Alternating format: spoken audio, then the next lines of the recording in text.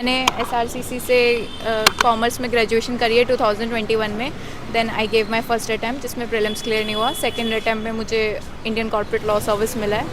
फिर अब ये मेरा फोर्थ अटैम्प्ट है। एज सच कोई टाइम टेबल नहीं है, मिनिमम 6 to 7 आवर्स निकालने पड़ते हैं पढ़ाई के लिए, बस वही ऑप्शनल प्रिपेयर किया। देन प्री के बाद मेन आंसर्स GS 1 2 3। सिर्फ एक जो भी स्टैंडर्ड बुक्स आप फॉलो कर रहे हैं वही फॉलो करते रहिए, उनके नोट्स बना के उनको कंसोलिडेट करके पढ़ते इंटरव्यू हुआ मैम? रहिए। ठीक हुआ। जी, कितनी देर इंटरव्यू चली? 20-25 मिनट्स। जी, क्या सब क्वेश्चन पूछा गया आज? मेरे फील्ड से related, commerce and accountancy, Indian corporate law service से रिलेटेड, इन सब। DAF से क्या सब पूछा गया आज? सॉरी, DAP से? डेव से हॉबी से पूछा था, बॉलीवुड मूवीज़ हॉबीज़ है उससे रिलेटेड, देन रंगोली से रिलेटेड, यही सब। ओके, शुरुआत से अपना एजुकेशनल बैकग्राउंड बताओ, आपने कैसे कैसे पढ़ाई लिखाई किया? मैंने एसआरसीसी से कॉमर्स में ग्रेजुएशन करी है 2021 में।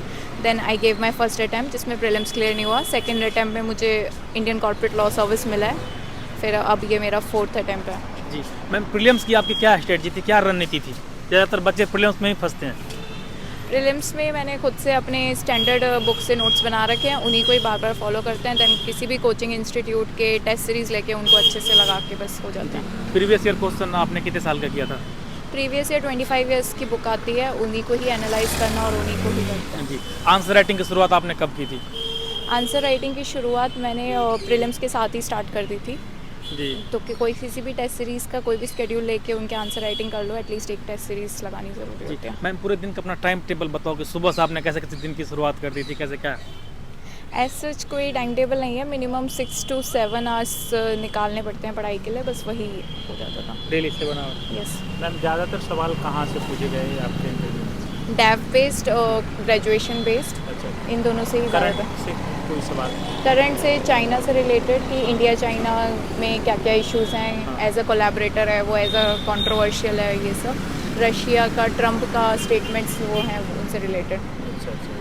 और ये बताइए मैडम कि इंटरव्यू जो आपने दिया कितने समय तक आपका चला है? 20 से 25 20 मिनट। से 25 मिनट। मॉक इंटरव्यू और रियल इंटरव्यू में कितना अंतर देखने को मिला? बहुत ज़्यादा अंतर होता है मॉक और रियल इंटरव्यू में। हाँ। मुझे सिमिलैरिटी नहीं लगती है ज़्यादा। इंटरेस्टिंग क्या पूछा गया मैम, जो आपको लगता है सबसे हटके सवाल था? हट के सवाल तो ऐसा सच कुछ भी नहीं था। रंगोली वगैरह का ही पूछ रहे थे, उसका इतिहास। लापता लेडीज से स्टार्ट करा था, उसमें पुलिस का कैरेक्टर आपको कैसा लगता है वो एनालाइज कीजिए उससे। ऑप्शनल से कोई सवाल पूछे? हाँ, कॉमर्स एंड अकाउंटेंसी से ही सवाल थे।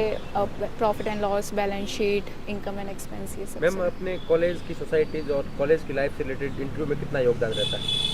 कॉलेज के बारे में वो पूछते हैं एसआरसीसी का कि आप कहाँ से हो, कैसे करा है, उसके बाद भी यहाँ क्यों आना है जब प्लेसमेंट अच्छी मिलती है, तो उन ये सब चीज़ें मैटर करती हैं। अब मैम, CSET के लिए क्या आप बोलना चाहेंगे? CSET काफ़ी टफ देखने को मिलता है, बच्चे बहुत कम क्रैक कर पाते हैं। CSET के लिए आई बिलीव अगर आप पास्ट ईयर पेपर सॉल्व कर रहे हैं, उसमें अच्छा स्कोर कर रहे हैं तो उससे हो जाता है। बाकी बेसिक मैथ्स और इंग्लिश हेल्प करती है। अच्छा, आंसर राइटिंग के लिए कब से स्टार्टिंग कर दी थी आपने? प्री के बाद की के साथ में? प्री के पहले मैंने अपना ऑप्शनल प्रिपेयर किया, देन प्री के बाद मेन आंसर्स GS 1 2 3 4 एंड ऐसे के। GS 4 पेपर के लिए मैम आपने क्या किया था? GS 4 के लिए मैंने खुद के नोट्स बनाए थे, उनको कंसोलिडेट किया था, फिर आंसर राइटिंग उन्हीं पे फोकस ऐसे की किया। तैयारी आपने कैसे किया? ऐसे लिख के 4-5 जितनी भी हो सके उतने लिख के, फिर अपने फ्रेंड्स वगैरह से चेक करा के, मेंटर्स से चेक करा के, उन्हीं से होता है। जी मैम, कोचिंग का क्या योगदान इस एग्जाम में? क्या बिना कोचिंग के मतलब रिजल्ट, मतलब इंटरव्यू आदमी दे सकता है या IAS बन सकता है क्या, या बन सकती है? मेरा सेल्फ स्टडी से था, कोचिंग्स नहीं लिए मैंने। सोशल मीडिया का आपने कितना इस्तेमाल किया? यूट्यूब हो गया या टेलीग्राम वगैरह? यूट्यूब और टेलीग्राम हेल्प करते हैं। अगर आपको कुछ समझ नहीं आ रहा है, कोई स्पेसिफिक टॉपिक है, तो यूट्यूब चैनल्स के थ्रू, टेलीग्राम के नोट्स के थ्रू आपको हेल्प मिल सकती मैडम, है। अपना सेल्फ स्टडी किया तो क्या क्या आपने विशेष ध्यान दिया और कैसे तैयारी की बहुत सारे बच्चों के लिए, क्या बोलना चाहेंगे? सिर्फ एक जो भी स्टैंडर्ड बुक्स आप फॉलो कर रहे हैं वही फॉलो करते रहिए, उनके नोट्स बना के उनको कंसोलिडेट करके पढ़ते रहिए। बाकी इधर उधर ज़्यादा भागने की ज़रूरत नहीं है। कैसे सिलेक्ट किया कि क्या क्या हमें पढ़ना चाहिए? बहुत शुरू में मेरे को भी दिक्कत आई थी कि कौन सी बुक्स पर। एक दो बार जब मैंने एक दो बुक देख ली थी और एक बुक के संग में कंफर्टेबल हो गई, जैसे बिपिन चंद्रा है हिस्ट्री के लिए या लक्ष्मीकांत है पॉलिटी के लिए, फिर उसके बाद मैंने किसी और बुक पर शिफ्ट नहीं किया। तो क्या बोलना चाहेंगे एस्पिरेंट के लिए 2025 में जो प्री देने वाले हैं? All the best. क्या क्या विशेष अब ध्यान देना चाहिए, जो समय बहुत कम बचा हुआ है, क्या? करंट अफेयर्स और टेस्ट सीरीज़, अगर टेस्ट सीरीज़ में भी, क्योंकि आपको नहीं पता है क्या आने वाला है, टेस्ट सीरीज़ में भी आप देखिए, क्वेश्चंस को देखिए, उसी में ही मोस्टली आंसर्स होते हैं, छुपे होते हैं। अगर आप वो कर पा रहे हैं तो you can do it. Ma'am test series या PYQ क्या ज़्यादा ज़रूरी है? PYQ analysis is more important, क्योंकि थीम्स रिपीट होते हैं और उसी लाइन्स पे क्वेश्चंस आते हैं, तो उनका एनालिसिस ज़्यादा इंपॉर्टेंट है। कितने साल का PYQ कर लेना चाहिए? 25 ईयर्स की जो बुक आती है उसमें से सब्जेक्ट वाइज आपको सारे इंपॉर्टेंट कर लेने चाहिए, जैसे इकोनॉमिक्स, ज्योग्राफी, इन सब के, हिस्ट्री के बहुत ज़्यादा आते हैं। और PYQs का एनालिसिस कैसे किया जाए? PYQs एनालिसिस में आप उसमें मेन थीम पकड़ लीजिए। जैसे अगर चंद्रगुप्त के बारे में पूछ रहा है तो वो हर साल पूछता है, उससे रिलेटेड दूसरी चीज़ें पूछेगा, जैसे अर्थशास्त्र के बारे में पूछे हैं।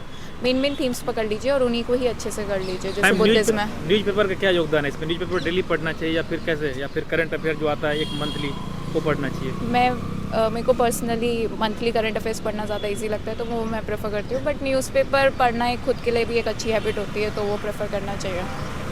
आजकल तो जैसे कि ऑनलाइन आ जाते हैं PDF वगैरह, वो पढ़ना चाहिए, फिर जो आता है कागज़ वाले वो? दोनों में से कुछ भी पढ़ लीजिए, मेन फोकस तो पढ़ने पे है। मैडम CSET के लिए क्या पढ़ना चाहिए और क्या आपने यूज़ किया?